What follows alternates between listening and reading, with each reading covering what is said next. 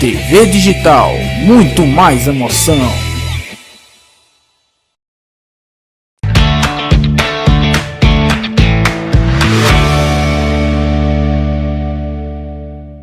Olá, uma ótima noite para você que está nos acompanhando agora no Jornal Online. O consultório do JO está no ar neste momento com um tema bastante pertinente para ser abordado. Ciúme. Você sabe o que é? Se tem tratamento? Mas antes de conversarmos com a psicóloga Georgia Matos, vamos ver uma arte com os principais sintomas ou alguns sintomas que aparecem para as pessoas que apresentam o quadro de ciúme.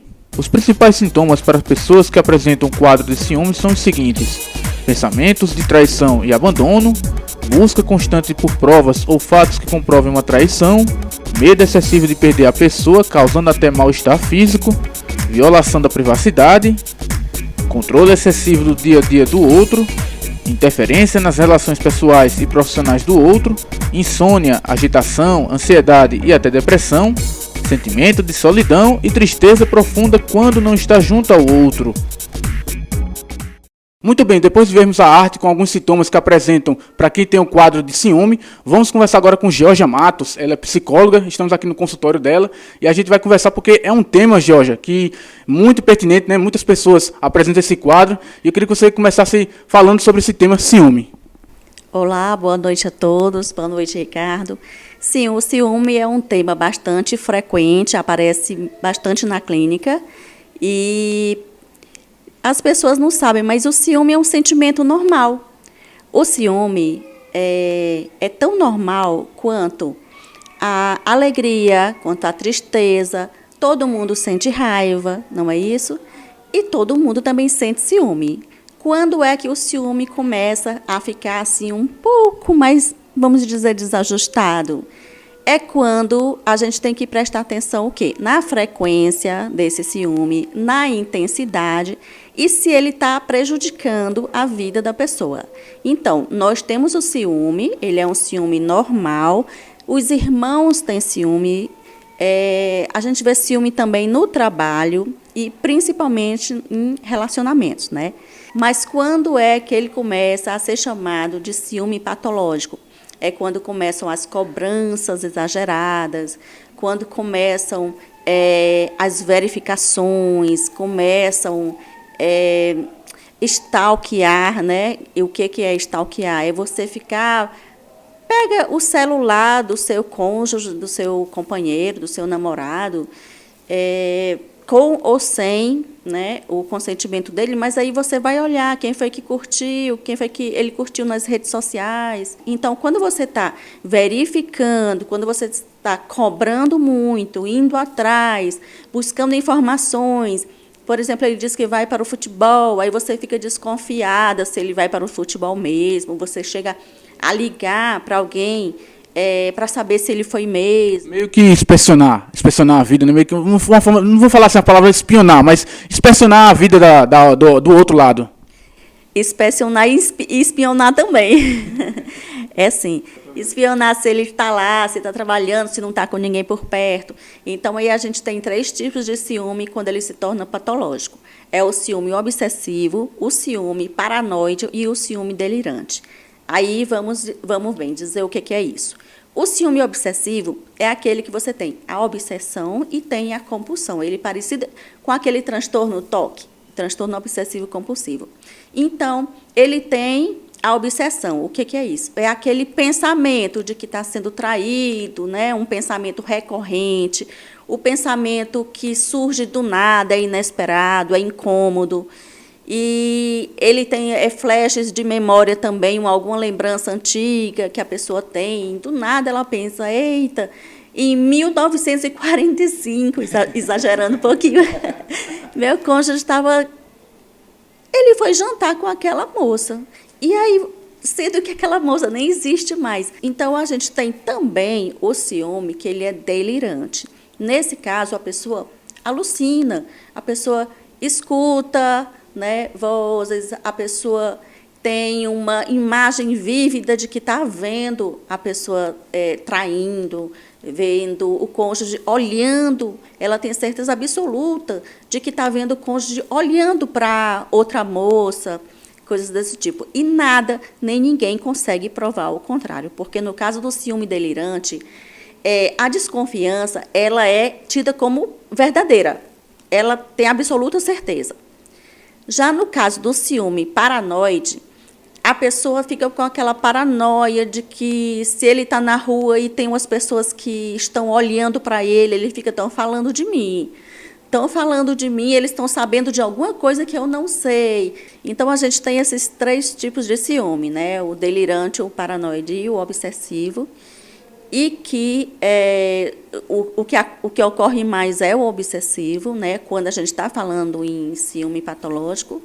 E esses casos demandam uma atenção assim, um pouco mais detalhada, porque tem tratamento? Tem tratamento. Eu ia perguntar isso agora, desculpa interromper. Qual seria a melhor abordagem quando o paciente sente a necessidade, vê que a coisa está muito grave e vai em busca de uma profissional como uma psicóloga? Qual seria a melhor abordagem para uma terapeuta para trabalhar com um paciente que tem esse quadro de ciúme?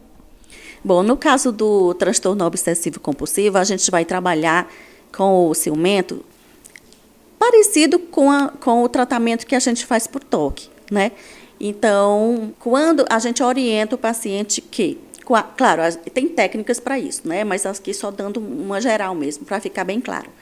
Quando o paciente tem algum episódio de ciúme, de desconfiança, ele vai fazer o quê? Ele vai verificar, né?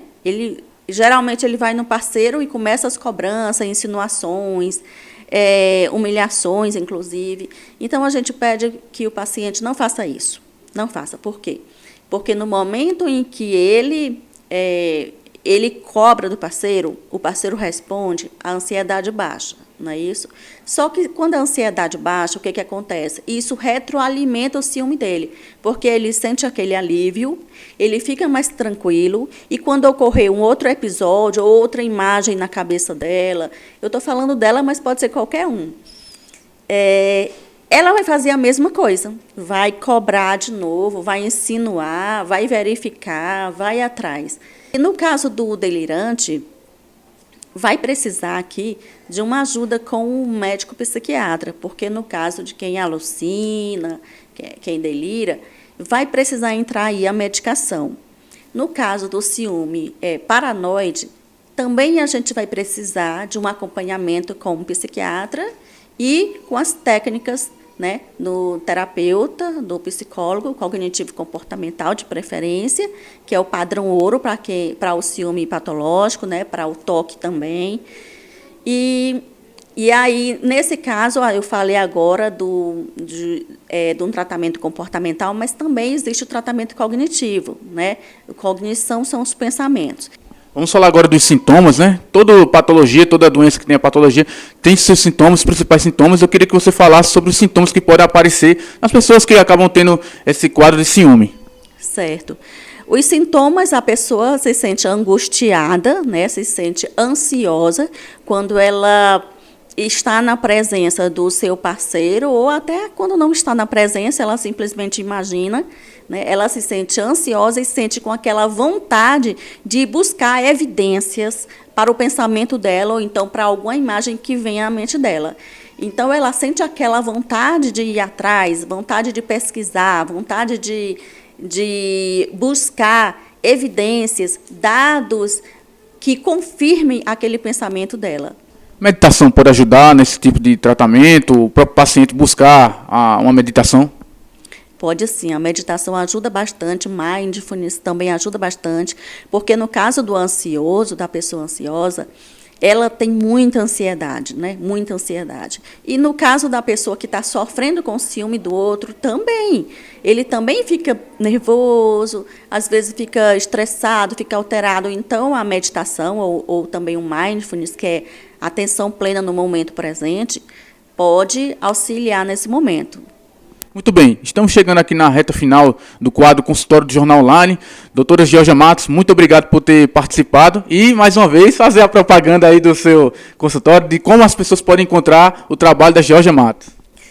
Bom, meu Instagram é o georgia.matos com o T. O meu telefone é 87 99902 1179.